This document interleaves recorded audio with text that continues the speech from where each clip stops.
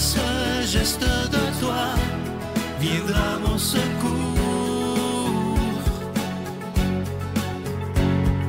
Viens semer dans mon âme le grain de l'amour. Je traverse un désert et je meurs de soif. Montre-moi le mystère qui garde la foi. Bonjour, bienvenue à votre émission La Victoire de l'amour en ce samedi 8 mars. J'espère que vous allez bien chez vous. On rejoint tout de suite pour sa chronique l'abbé Stéphane Roy et ce sera Victor qui va nous faire le commentaire de l'Évangile d'aujourd'hui.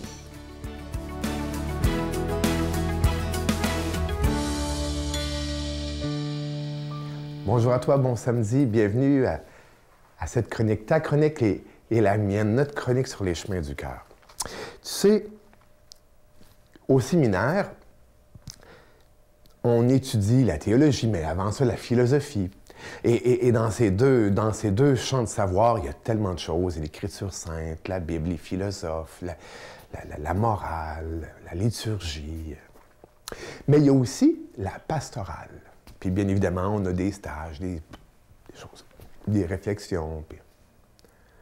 Mais une des leçons pastorales que j'ai appris à la prison, au séminaire, ça a été avec un de mes collègues, de mes confrères qu'on appelait. Hein? J'avais un confrère qui aimait ça venir discuter avec moi, puis on avait de bons moments. Mais je voyais qu'il y avait une problématique dans sa vie, mon ami. Puis j'osais pas trop lui en parler. Puis à un moment donné, je me suis avancé, puis on en a discuté.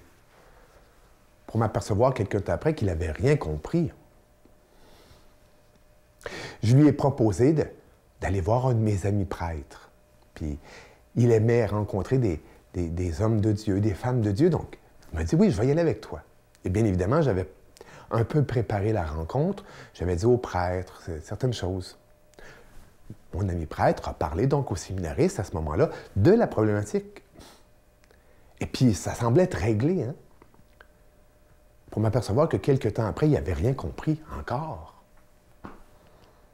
Je lui ai fait voir un autre prêtre en lui disant, ça c'est un saint. Puis encore là, je me rappelle, ça a été une rencontre wow. Mais la même affaire. Quelques mois après, je me suis aperçu, il n'avait rien compris. Si bien que ce problème-là a avancé, l'a suivi, puis, ben, il a fait des mauvais choix, puis il n'a pas pu devenir prêtre.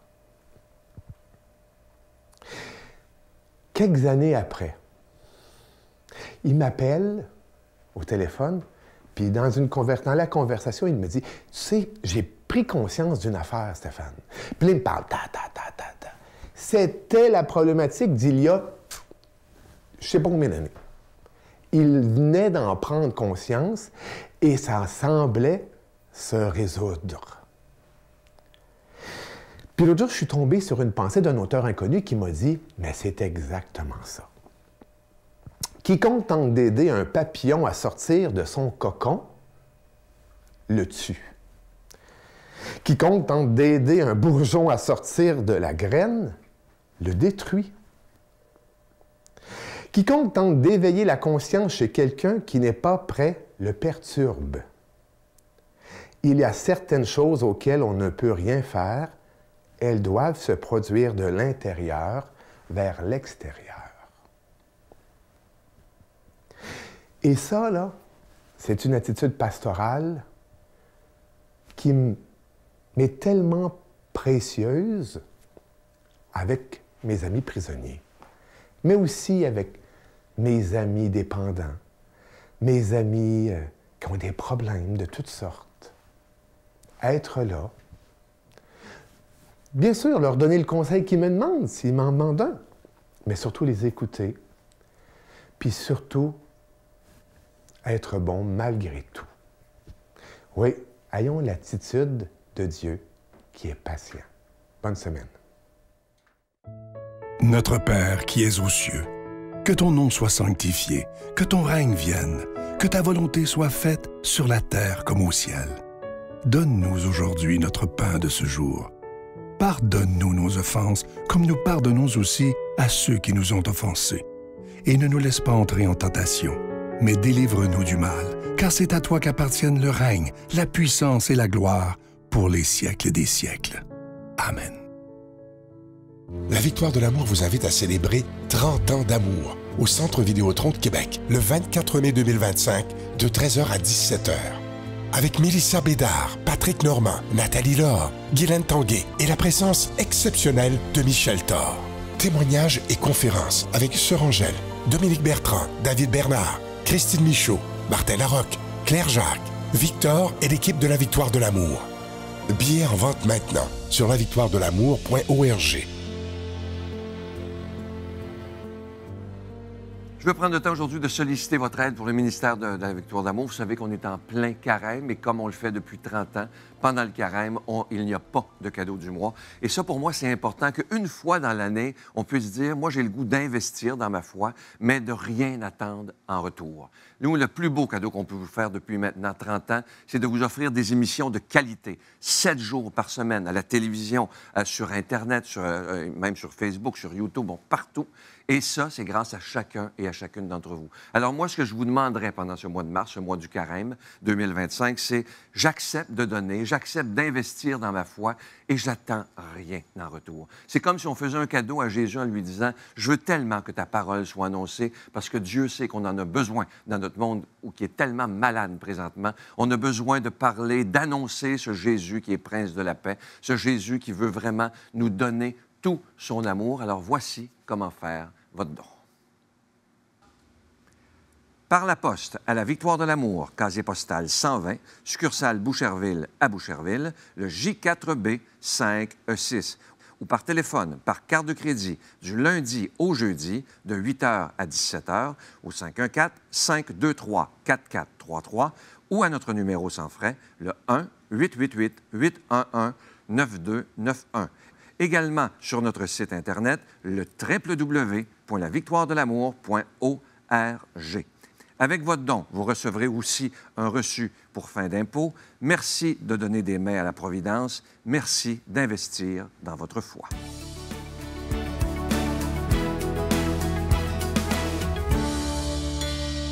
Mon Dieu, donnez-moi la sérénité d'accepter les choses que je ne peux changer, le courage de changer les choses que je peux et la sagesse d'en connaître la différence. Amen.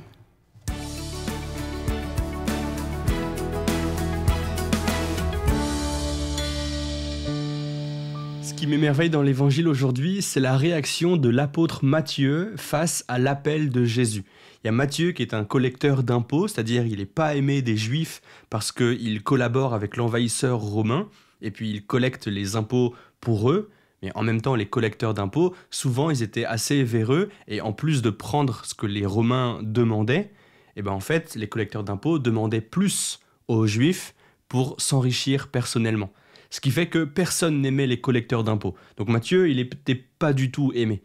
Et pourtant, Jésus, il vient le voir, il l'appelle, il lui dit « Suis-moi », tout simplement.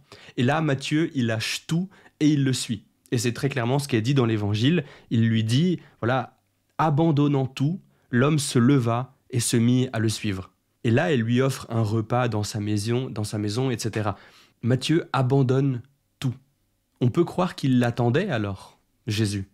On peut croire que Matthieu avait déjà entendu parler de Jésus à plein de reprises, et là, enfin, il le voit devant lui. Tout se décharge et il le suit.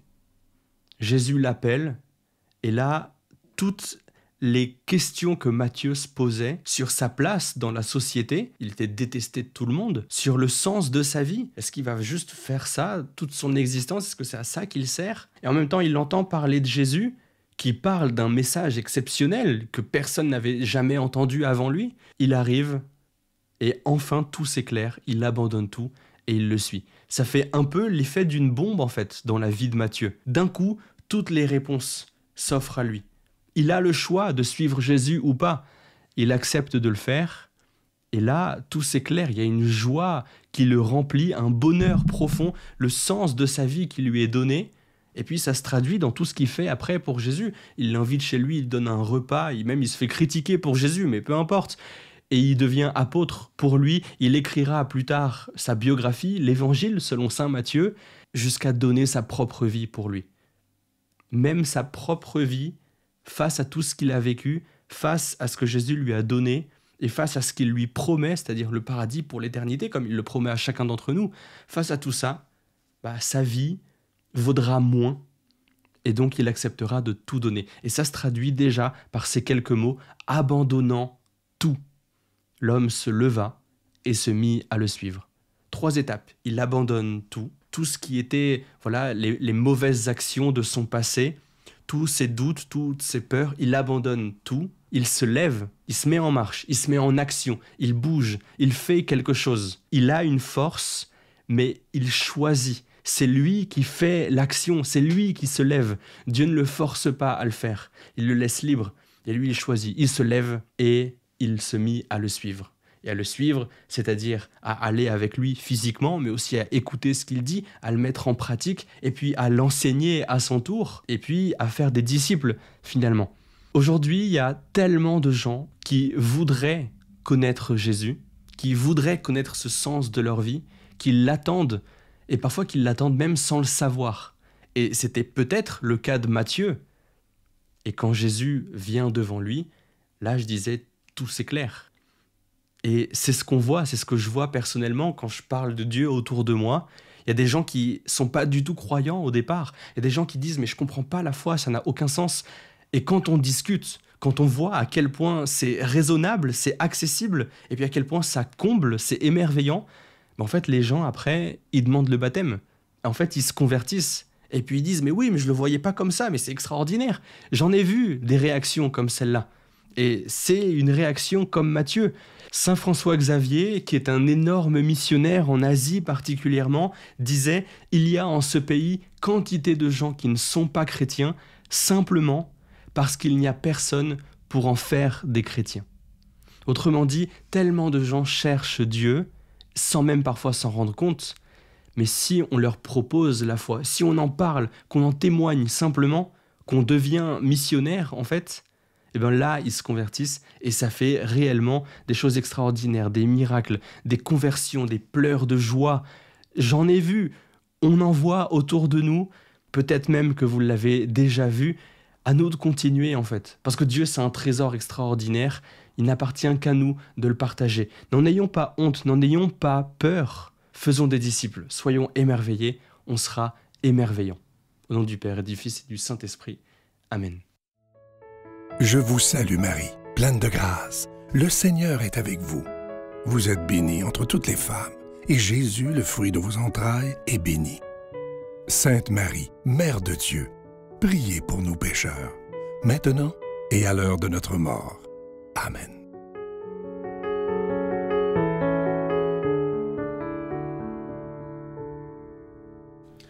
Aujourd'hui, en ce 8 mars, Journée internationale des droits des femmes, j'aimerais dire merci à tous ceux qui sont porteurs de l'égalité, du respect, de la bienveillance. Merci. Soyons ensemble des porteurs de ce respect, de cette bienveillance, de cette bonté de Dieu qui se manifeste par nos vies. Soyons ensemble de ceux qui construisent la civilisation de l'amour. Cette civilisation qui passe par le respect les uns des autres, l'accueil des différences, le respect mutuel. Je vous souhaite une excellente journée. Mon Dieu, que tu m'as blessée, toi. Ah! Tu m'as blessée, là. J'ai traîné ça pendant des années. Quand on n'a que l'amour pour vivre nos promesses, sans nulle autre richesse que d'y croire toujours. Quand on n'a que l'amour pour meubler de merveilles et couvrir de soleil